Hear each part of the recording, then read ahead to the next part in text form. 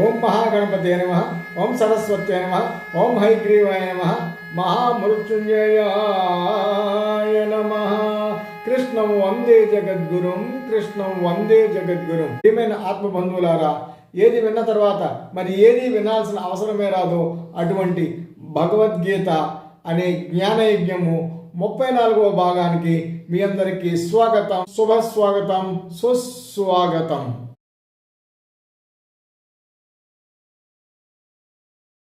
ఆత్మబంధువులారా, మనం అక్షర పరబ్రహ్మ యోగంలో ఉన్నామండి. 2వ పార్ట్లోకి ప్రవేశిస్తున్నాం. మరి ముందుకు వెళ్దామా?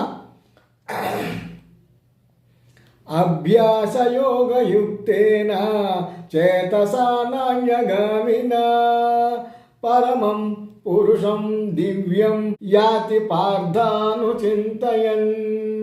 ఈ శ్లోకంలో కృష్ణ భగవానుడు చెప్తాడండి, సాధకుడు నిరంతర అభ్యాసం చేత తన మనసును అటు ఇటు పోకుండా నిగ్రహించిన వాడై దివ్యమైన పరమ పురుషుడైన పరమాత్మను ధ్యానిస్తూ ఉంటాడు. మనందరం కూడా అడగవచ్చు, ఏమయ్యా ఏమిటయ్యా చెప్తున్నావు, ఇదంతా సాధ్యమైన నిత్య జీవితంలో నిజంగా జరుగుతుందా అన్నదానికి మొదటి లైన్లోనే కృష్ణ పరమాత్ముడు తన సమాధానం చెప్పాడండి. అభ్యాస యోగయుక్తేనా, అభ్యాసం చేయటం ద్వారా, సాధన చేయటం ద్వారా దీనిని సాధించవచ్చు.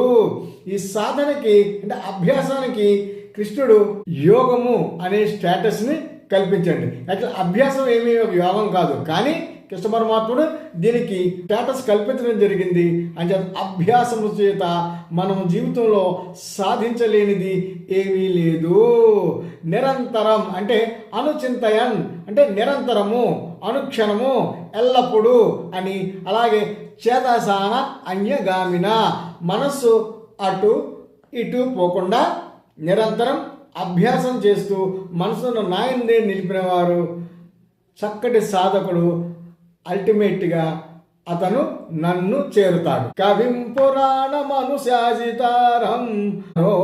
రణీయాంశ మనుస్మరేద్య సర్వస్య దాతారమచింత్య రూపం ఆదిత్యవర్ణం తమసః పరస్తాత్. సాధకుడైన వాడు సాధన చేయాలంటే ఆ పరమాత్మ యొక్క స్వరూపము, స్వభావము, లక్షణాలు తెలిసి ఉండాలి. అందుకని ఈ శ్లోకంలో పరమాత్మ యొక్క స్వరూపము, లక్షణాలు, స్వభావము ఇవన్నీ వివరించి చెప్పడం జరిగిందండి. ఆయన కవి, అన్నీ తెలిసినవాడు, సర్వజ్ఞుడు. ఆయనకు తెలియనిదంటూ ఏమీ లేదు, ఆయనకు తెలుసుకోవలసినదంటూ ఏమీ కూడా లేదు. పురాణ పురుషుడు అంటే వయసులో పెద్దవాడని కాదండి, ఆది అంతములు లేనివాడు. ఈ ప్రపంచంలో కనిపించే అన్ని వస్తువులకు, జీవరాశులకు ఆధారభూతమైన వాడు పరమాత్మ. అందరినీ శాసించేవాడు. ఆయన శాసనములకు లోబడి గ్రహాలు, నక్షత్రాలు అన్నీ తమ విధులను నిర్వర్తిస్తున్నాయి. ఏమాత్రం అటు ఇటు అయినా లోకాలన్నీ తలకిందులైపోతాయండి. అణువు కన్నా సూక్ష్మమైన వాడు అంటే పరమాణువు కంటే కూడా చాలా సూక్ష్మమైన వాడు. అనంత విశ్వం కంటే అనంత విశ్వం కంటే కూడా మించిన వాడు. అనంత విశ్వానికి ఆధారభూతమైన వాడు. మనస్సుకు, బుద్ధికి అందనివాడు అంటే ఆలోచనలకు అందనివాడు. సూర్యుని మాదిరి స్వయం ప్రకాశం గలవాడు. చీకటికి ఆవల ఉండేవాడు. అంటే చీకటి అంటే తెలియనితనము, అజ్ఞానము. అజ్ఞానానికి ఆవాలంటే ఈయన జ్ఞాన స్వరూపుడు అని చెప్పడం జరిగిందండి. ఇవన్నీ క్లుప్తంగా పరమాత్మ యొక్క లక్షణాలు.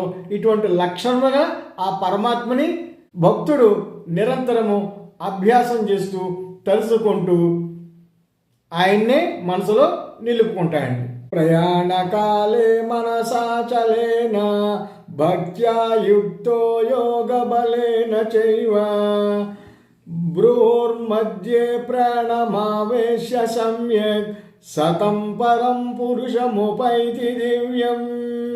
సాధకుడు పై శ్లోకంలో చెప్పబడిన లక్షణములు కలిగిన పరమాత్మను ఏ విధంగా పొందగలడో వివరంగా వివరించడం జరిగిందండి. శరీరాన్ని విడిచిపెట్టే సమయంలో నాయంది భక్తి గలవాడు యుక్తుడు తాను అప్పటిదాకా చేసిన ధ్యానము, సమాధి మొదలగు యోగ బలముచే కనుబొమల మధ్య అంటే భ్రూమధ్యము అనే ప్రాంతంలో చక్కగా ప్రాణాలను నిలిపి మనస్సును నిశ్చలంగా అటు ఇటు పోకుండా ఉంచుకుని నన్ను ఏకాగ్రమైన మనసుతో చింతిస్తూ స్మరిస్తాడో అతడు దివ్యమైన పరమాత్ముడైన నన్నే పొందుతాడు. ఇక్కడ ఒక విషయాన్ని మనం తేటతెల్లంగా చెప్పుకోవాలండి.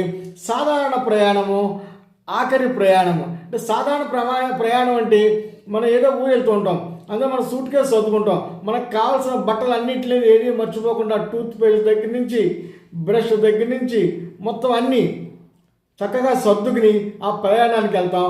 ఆ ప్రయాణానికి మన దేహంతో వెళ్తాము, ఈ శరీరంతో వెళ్తాము, తిరిగి మళ్ళీ అక్కడి నుంచి వాపసు కూడా వస్తాము.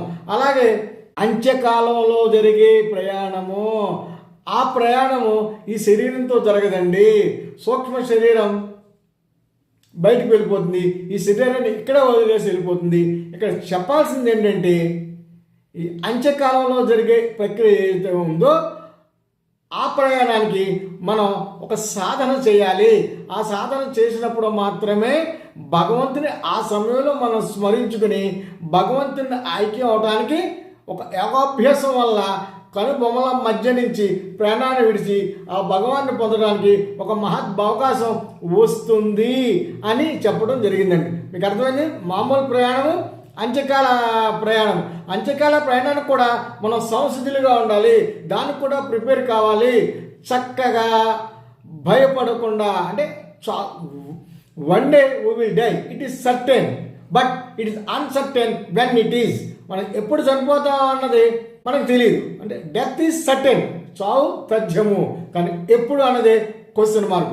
దానికి భయపడకుండా దానికి కూడా మనం చక్కగా తయారయ్యి భగవంతుని చేరుకోవడానికి ప్రయత్నించాలి అన్నదే ఈ సూక్ష్మం. యదక్షరం వేద విదో వదంతి విశంచి యజ్ఞతమో వీతరాగా యదిచ్ఛంతో బ్రహ్మచర్యం చరంతి తత్తే పదం సంగ్రహేణ ప్రవక్ష్వే.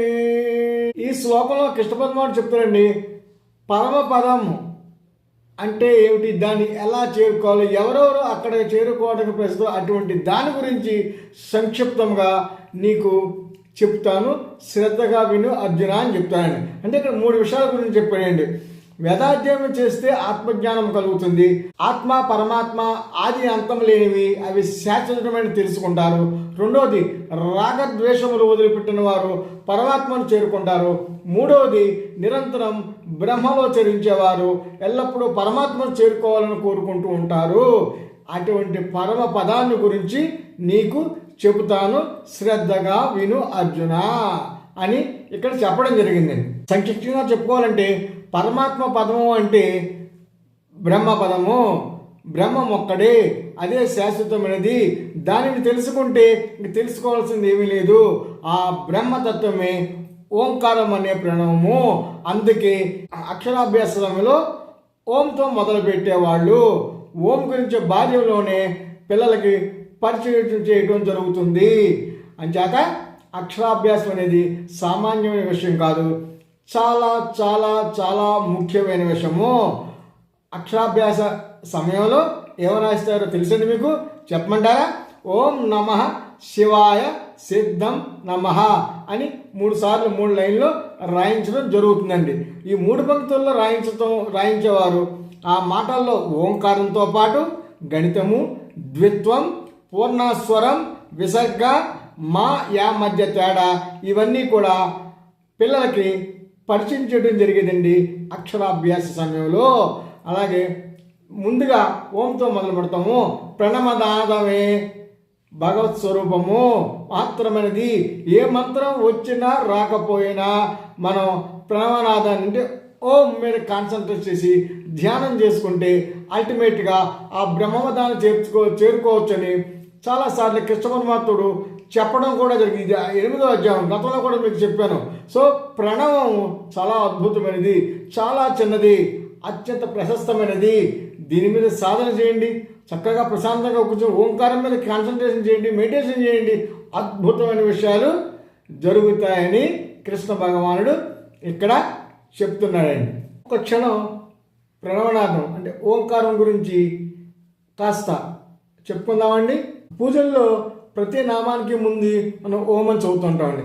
గాయత్రి మంత్రం కూడా ఓంకారంతో మొదలవుతుందండి. ప్రతి మంత్రము కూడా ఓంకారంతో మొదలవుతుందండి. అలాగే అవసాన దశలో మనిషి చనిపోయే ముందు ఆ స్థితి కాస్త భయంకరమైన స్థితి. ఆ స్థితిలో పెద్ద పెద్ద మంత్రాలను చదవాలంటే కూడా కుదరకపోవచ్చు. కానీ సింపుల్గా ప్రణవనాదం ఓంని పలకడం కూడా అత్యంత సులభ సాధ్యము. అంచేత ఓంకారాన్ని జపిస్తూ ధ్యానిస్తూ ఉంటే ఆ పరంధాముని మనం చేరుకోవచ్చు. ఓంకారాన్ని కనుక మనం స్మరిస్తూ ఉంటే, ఓంకారం మీద ధ్యానం చేస్తుంటే సకల దేవతలను మనం కూడా స్మరించినట్టే. అందుకే ఓంకారానికి అంతటి విశిష్టమైన వైభవము. మరి మనం కూడా సాధన చేద్దామా ఓంకారం మీద? మాముపేత్య పునర్జన్మ దుఃఖాలయమ శాశ్వతం నాప్నువంతి మహాత్మాన సంసిద్ధిం పరమాం గతా. ఒకసారి పరమగతిని పొందిన మహాత్ములు దుఃఖములకు ఆలయమైన అశాశ్వతమైన ఈ పునర్జన్మను మరలా పొందరు. ఈ శ్లోకంలో దుఃఖాలయ మశాశ్వతం అని రాయడం జరిగిందండి.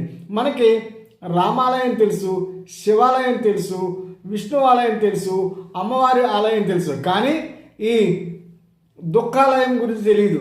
ఇక్కడ ఏం చెప్తున్నారంటే ఈ దుఃఖాలయం మరేదో కాదు, ఈ దేహమే దుఃఖాలయము. అశాశ్వతమైనది, క్షణభంగురమైనది. ఈ వేళ ఉన్నది రేపు ఉండదు. One day it will go out. అందుకే కృష్ణమాధవుడు చెప్తాడు, ఓ జీవులారా, ప్రపంచ సుఖములను చూసి మోసపోకండి. అందు సుఖమున్నదని తలిచి దాని వెంట పరిగెత్తి అలసిపోయి మీరు సాధించేది ఉండదు. అది అల్టిమేట్గా దుఃఖాలయానికే చేరుకుంటుంది. ఇది అశాశ్వతమైనది. శాశ్వతమైన ఏదో దానికోసం పరితపించండి. అటువంటి శాశ్వత పదాన్ని ఎవరికి వారి కృషి చేసి సాధన చేసి పొందాలి తప్ప ఇది ఎవరో ఇస్తే వచ్చే కాదండి. ఎవరో ఇస్తే వచ్చే ఏమిటండి? పద్మశ్రీ, పద్మభూషణ్, పద్మవిభూషణ్, భరతరత్న ఇవి గవర్నమెంట్ వారు ఇస్తారండి. ప్రైవేట్గా కూడా చాలామంది బిరుదులు ప్రదానం చేస్తుంటారు. ఈ ఎవరో ఇస్తే వచ్చే కాదండి. మనకు మనం సాధన చేసి సాధించుకునేదే పరమ పదము. అటువంటి పదం కోసం మనం తప్పక కృషి చేయాలి. ఇది దీని అంతర్లీనంగా ఉన్న విషయం అండి. ప్రియమైన ఆత్మబంధువులారా, సమయాభావం వల్ల ఈరోజు ఈ ఎపిసోడ్ని ఇక్కడితో ముగిస్తాను. కృష్ణం వందే జగద్గురుం, కృష్ణం వందే జగద్గురుం. హరి ఓం. ఓం తత్సత్.